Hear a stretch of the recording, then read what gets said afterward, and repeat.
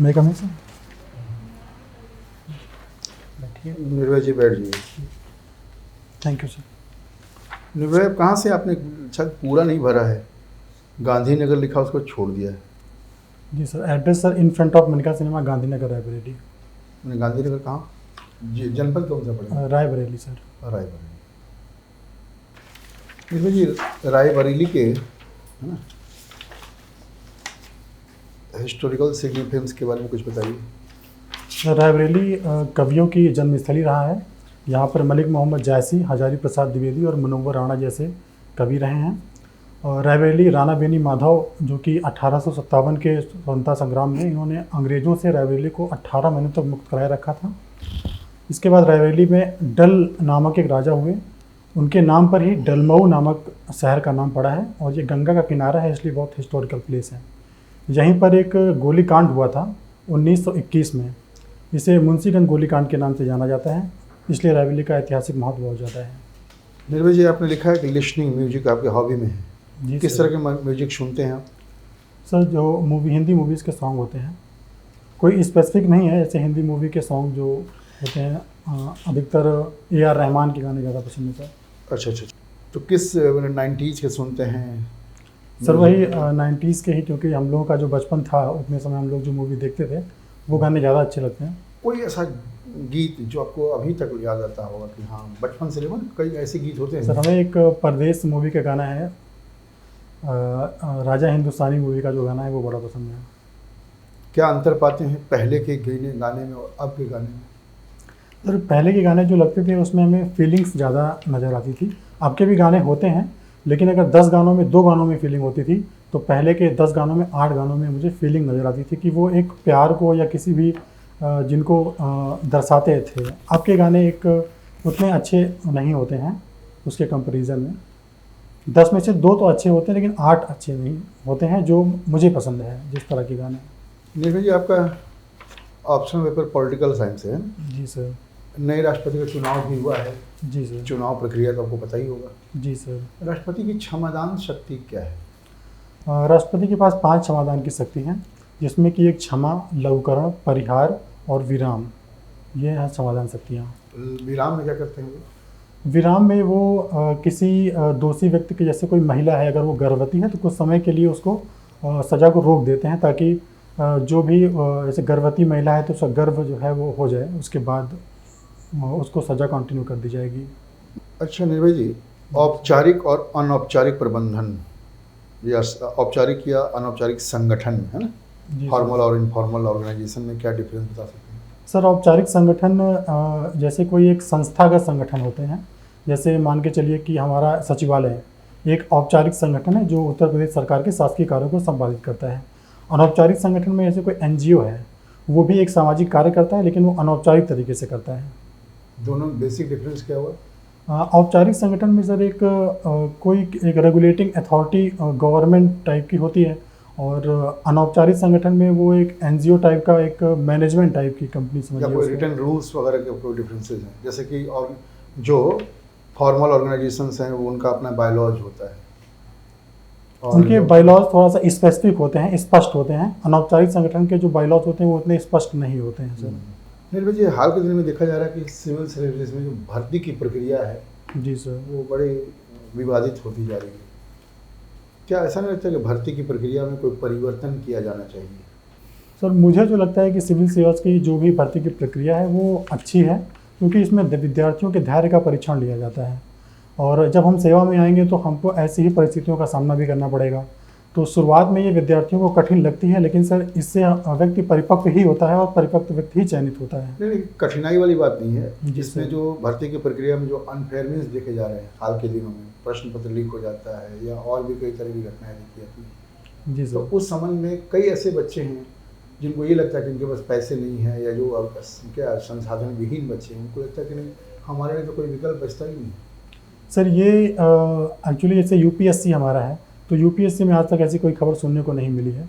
कहीं ना कहीं सर ये कुछ प्रशासनिक चूक होती है, चाहे वो UPSI का पेपर लीक हुआ हो, चाहे वो टेट के पेपर या टीचिंग के पेपर लीक होते रहे हों, तो इस पे अंकुश पाने के लिए हमें कुछ प्रशासकीय प्रबंधन करना बिहार पड़ेगा में सर। सुना होगा आपने, बिहार में तो पूरा वो सर स्टेट बोर्ड में सर ऐसा कुछ हो रहा है, और सबसे बड़ी बात सर ये है कि जहाँ पर पेपर ये होते हैं वो प्राइवेट संस्थानों में होते हैं, तो वहाँ पर प्रबंधक बहुत ज़्यादा हावी रहते हैं। तो प्रयास हमें ये करना चाहिए सर कि सरकारी संस्थानों में जहाँ पर हमारी अपने गवर्नमेंट एम्प्लॉय हैं वहाँ पर अगर पेपर कराएं तो वो ज़्यादा अच्छा होगा। पेपर कई शिफ्ट में कराए जाएँ, लेकिन गवर्नमेंट संस्थान में ही कराए जाएँ जिनकी एक क्रेडिबिलिटी और एक जिम्मेदारी तय हो सके। जी सर। अभी बड़ा एक रेलिवेंट टॉपिक आ रहा था मार्केट में कि न्यूज़पेपर में भी रहा खूब कि लाल फीताशाही जी सर। और नौकरशाही एक दूसरे से क्या है, संबंधित है कैसे? सर लाल फीताशाही का मतलब है कि प्रोटोकॉल्स बहुत ज़्यादा हैं हर चीज़ के। नौकरशाही का मतलब है कि पद सोपान जो हैं, व्यक्ति को जब जॉब लग जाती है तो वो कहीं ना कहीं जिन वर्गों के लिए उसे काम करने के लिए बनाया गया है उनसे दूर कट जाता है वो, और अधिकारियों के अंदर ये चीज़ें देखी गई हैं। लेकिन वर्तमान में जैसे राजस्थान सरकार है, प्रशासन आपके द्वार जैसी योजनाओं को चलाकर इसने लाल फीताशाही और नौकरशाही को कम किया है। तो अगर इस तरह की योजनाएं हमारी उत्तर प्रदेश सरकार में भी लाई जाएं, जिसमें अधिकारियों को अपने सेवा काल में या महीने में या हफ्ते में कुछ निश्चित समय अपने क्षेत्र में, ग्रामीण क्षेत्र में निवास करने का अवसर मिले, तो ये नौकरशाही और लाल फीताशाही दोनों समाप्त होने के अधिक संभावनाएं रहेंगी। ये बताइए कि जो नई शिक्षा नीति है जी सर। उसको पुरानी शिक्षा नीति से कैसे भिन्न मानते? कोई 3 पॉइंट बताइए, ऐसे बहुत डिटेल्स बताने की जरूरत नहीं, कोई 3 पॉइंट बताइए जी सर। जिसको आप मानते हैं कि नई शिक्षा नीति जो है पुरानी शिक्षा नीति की तुलना में ज़्यादा सर नई शिक्षा नीति की सबसे बड़ी बात ये है सर, जैसे मैंने सर MNIT से सॉफ्टवेयर इंजीनियरिंग करी है अपनी, और मैथमेटिक्स से पोस्ट ग्रेजुएशन किया है, उसके बाद राजनीति विज्ञान से ही पोस्ट ग्रेजुएशन किया है। तो मुझे जैसे ये 3 सब्जेक्ट मैंने पढ़े हैं और मुझे 3 अलग अलग कोर्स करने पड़े। लेकिन अगर नई शिक्षा नीति होगी तो हम अपने ग्रेजुएशन के समय में ही एक सब्जेक्ट साइंस का भी ले सकते हैं, एक सब्जेक्ट आर्ट का भी ले सकते हैं, और एक सब्जेक्ट इंजीनियरिंग का भी ले सकते हैं। सबसे बड़ा डिफरेंस ये है।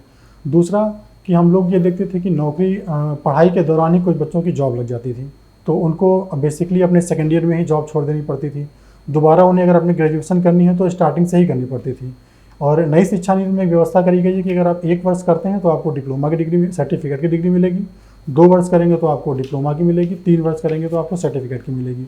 ऐसे ही आप कभी भी बीच में अपनी सेवा छोड़ सकते हैं और दोबारा उसको ज्वाइन कर सकते हैं। तीसरी सबसे अच्छी बात यह है कि 6 क्लास से ही इसमें व्यावसायिक शिक्षा को प्रारंभ कर दिया गया है, क्योंकि हम अभी देखते हैं कि बच्चे स्नातक की पढ़ाई पूर्ण कर लेते हैं लेकिन उनके अंदर व्यावसायिक नॉलेज बिल्कुल भी नहीं रहता है। अगर 6 क्लास से ही हम उनको कुछ एक लघु उद्योग, कुटीर उद्योग या कोडिंग जैसी चीज़ें सिखा देंगे तो ये बहुत अच्छा होगा उनके लिए कि वो एक जो हमारा अर्थव्यवस्था के लिए मेक इन इंडिया पॉलिसी चल रही है उसके लिए एक अच्छे मानव संसाधन उपलब्ध हो पाएंगे हमारे लिए। आप प्रधानाचार्य के लिए क्वालिफाई हुए हैं? जी सर। जी तो अगर मान लीजिए आप प्रधानाचार्य पद पर नियुक्त होते हैं जी सर। तो विद्यालय में आप ऐसे कौन से 5 सुधार करेंगे जी सर। जिससे विद्यालय की गुणवत्ता में बहुत बड़ा परिवर्तन हो जाएगा?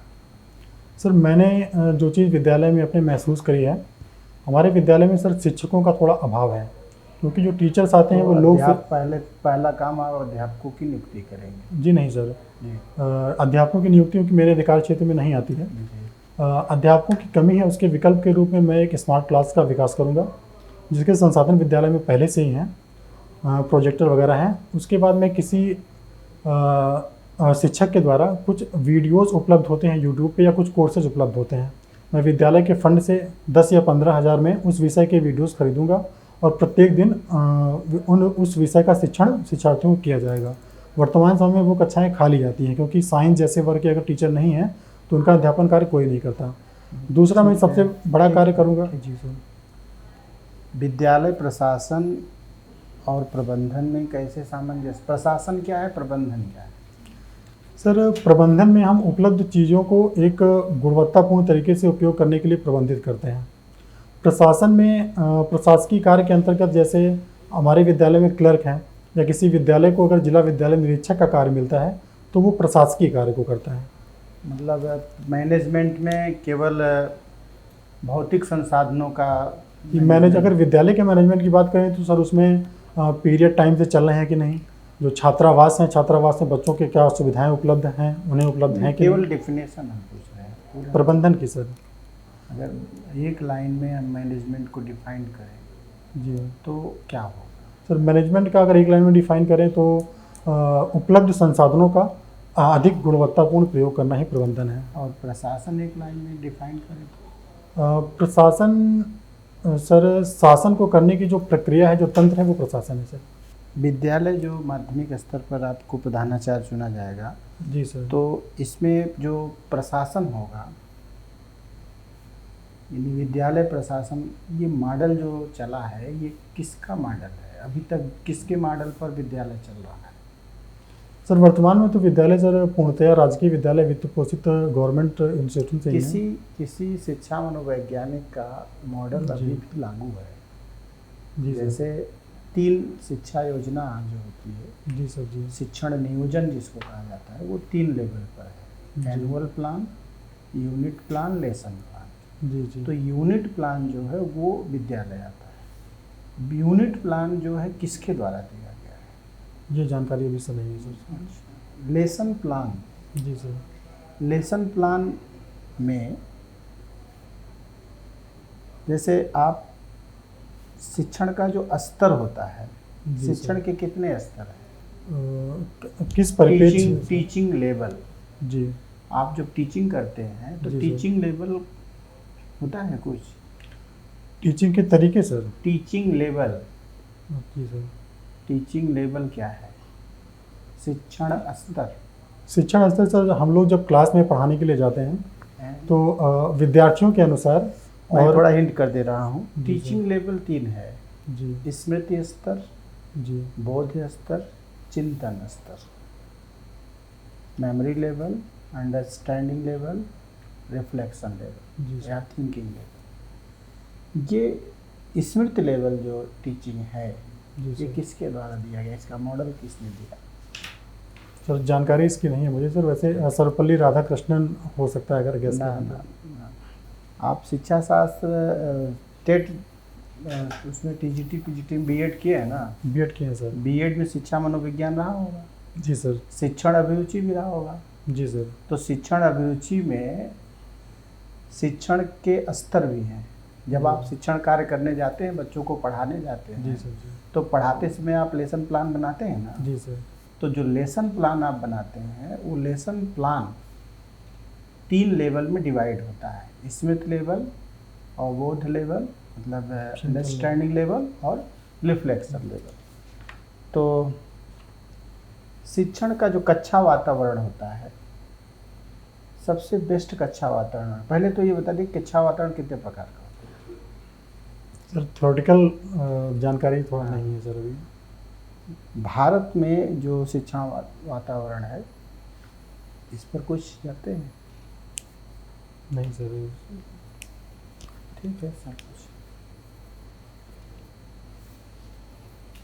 निर्भय, जी सर। बच्चों में सीखने से संबंधित एक बीमारी होती है जी सर। जिसमें बच्चे ना तो ठीक ढंग से शब्दों को पहचान पाते हैं और ना ही धारा प्रवाह बोल पाते हैं। वो कौन सी बीमारी है? सर तारे जमी पर मूवी में वो बीमारी का नाम था डिसलेक्सिया बोलते हैं शायद। जी सर। बिल्कुल। एनालॉग कम्युनिकेशन और डिजिटल कम्युनिकेशन में क्या अंतर है? डिजिटल कम्युनिकेशन सर 0 और 1 के फॉर्म में होते हैं, हम्म, बिट या बाइट के फॉर्म में होते हैं। एनालॉग सिग्नल जो है वो विद्युत करंट में एनालॉग सिग्नल होते हैं सर। जी बिल्कुल। जी। आप कम्युनिकेशन से किस में से? आपने जो किया है अपनी master of computer master of computer administration. Okay, ठीक है। टीसीपी कंट्रोल क्या है? सर टीसीपी एक प्रोटोकॉल होती है। जी। तो जब भी हम कोई डेटा भेजते हैं एक पॉइंट से दूसरे पॉइंट तक, तो वो टीसीपी प्रोटोकॉल के तहत होता है। प्रोटोकॉल एक सेट ऑफ द रूल्स होते हैं जिसमें ये डिसाइड होता है कि कोई भी डेटा आपने जिस सेंटर को भेजा है उस सेंटर को वापस मिल रहा है कि नहीं मिल रहा है। अगर उसमें कोई लैग आती है तो उस लैग को पूरा करने के एक्नॉलेजमेंट होते हैं। तो पूरे प्रोटोकॉल के तहत तो टीसीपी प्रोटोकॉल ये डिसाइड करती है कि आपने जिस सेंटर को डेटा भेजा है उसी को गया है कि नहीं गया है, और उसी शुद्धता के साथ गया है या नहीं गया है। ठीक, इसे क्या हैक किया जा सकता है? सर हैक तो कर सकते हैं इसे सर, क्योंकि सर ये स्विचेस के माध्यम से होके जाते हैं, राउटर्स के माध्यम से होके जाते हैं। जो एडवांस लेवल के हैकर होते हैं जिन्हें उबंटू और यूनिक्स की ज़्यादा जानकारी होती है, तो वो लोग सर डेटा को हैक कर सकते हैं। भारत की बात करें तो क्या भारत में साइबर अटैक हुए हैं? सर भारत में साइबर अटैक एग्जैक्ट तो मुझे जानकारी नहीं है, अमेरिका और रसिया की तो जानकारी है, लेकिन भारत में जो साइबर अपराध होते हैं वो तो होते हैं सर। ठीक है। एनसीसी और एनएसएस में क्या अंतर है? सर एनसीसी बेसिकली हमारा किसी न किसी बल से संबंधित होता है, जैसे या तो वायुसेना से संबंधित होगा, या तो थल सेना से संबंधित होगा, या तो नेवी से संबंधित होगा। 3 विंग होती हैं। इसके अंतर्गत हम जो भी विद्यार्थी हमारे होते हैं उनको सैनिक अनुशासन सिखाते हैं और उसके माध्यम से समाज सेवा सिखाते हैं। और इसमें जो ट्रेनिंग हमारी देते हैं वो भी हमारे सेना के ऑफिसर और सेना के ही जवान होते हैं। लेकिन सर एनएसएस एक समाज सेवा, कम्प्लीटली समाज सेवा आधारित प्रोग्राम है, जिसमें समाज सेवा के माध्यम से व्यक्तित्व का विकास किया जाता है। इसमें सेना का कोई रोल नहीं होता है। जी। हाल ही में अग्निवीर जो परियोजना है, जी सुना सर। होगा आपने। जी सर। क्या लगता है कि ये परियोजना जो है वो आपके हिसाब से सही है या गलत है? सर मेरे हिसाब से सही परियोजना है, क्योंकि ये वर्तमान समय में जो सरकार हमारी है उसने सेना में या पूरे सशस्त्र बलों में कई सुधार किए हैं। उसी के तहत 1 रैंक 1 पेंशन जैसी योजना भी लाई है। तो अगर हम एनालिसिस करते हैं अपनी सेना का, तो हम देखते हैं कि पेंशन और भत्तों में बहुत ज़्यादा पैसा हमारा जा रहा है, जबकि वर्तमान समय में हमको आवश्यकता है कि हमारी जो सेना है वो तकनीक आधारित हो और सेना के जो जवान हों वो युवा हों। तो ये बहुत अच्छी योजना है। बस मुझे जो लगता है सरकार को जितने भी जवान हैं अगर वो रिटायर होते हैं तो उनके लिए एक अच्छा स्कीम और लानी चाहिए। जैसे हम लोगों ने एक डिफेंस कॉरिडोर की स्थापना करी है, जिसके तहत हम सेना के हथियारों को, उनकी वर्दी को और विभिन्न प्रकार की मिसाइलों की स्थापना करने जा रहे हैं। अगर जो हमारे सेना के जवान यहाँ से रिटायर होते हैं तो अगर हम उनको उसमें समायोजित कर दें जिससे उनको रोजगार की समस्या ना हो, और सशस्त्र बलों में असम राइफल्स में तो हम उनको समायोजित कर ही रहे हैं, तो ये एक बहुत अच्छी योजना साबित हो सकती है। ठीक है।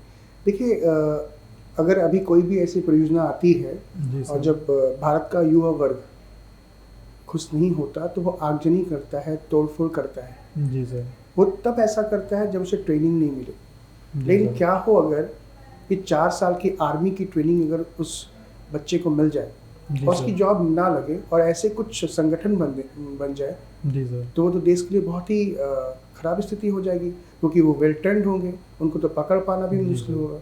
लेकिन सर ऐसा अभी तक हमने अपने इतिहास में कभी देखा नहीं है कि किसी आर्मी के जवान ने ऐसी कोई घटना घटित करी हो, क्योंकि उन्हें जो अनुशासन 4 सालों में सिखाया जाता है और देश प्रेम की भावना उनके अंदर पहले से ही होती है, तो वो ऐसी घटनाएं नहीं करेंगे अगर उनको एक ऐसा माहौल मिलेगा।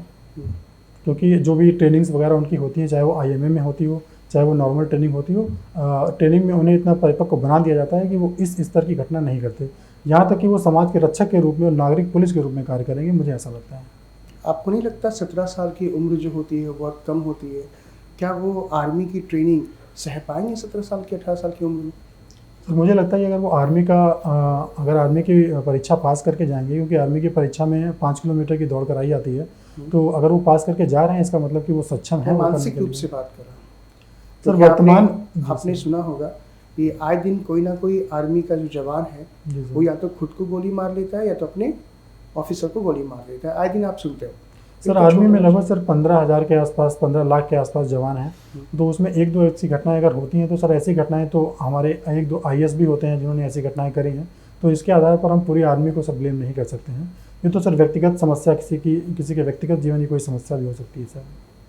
मेरा आखिरी सवाल है आपसे, जी क्या सर। आपको लगता है कि आपके किए गए कार्यों में कोई ऐसा कार्य है जिसके बारे में आलोचना हुई हो?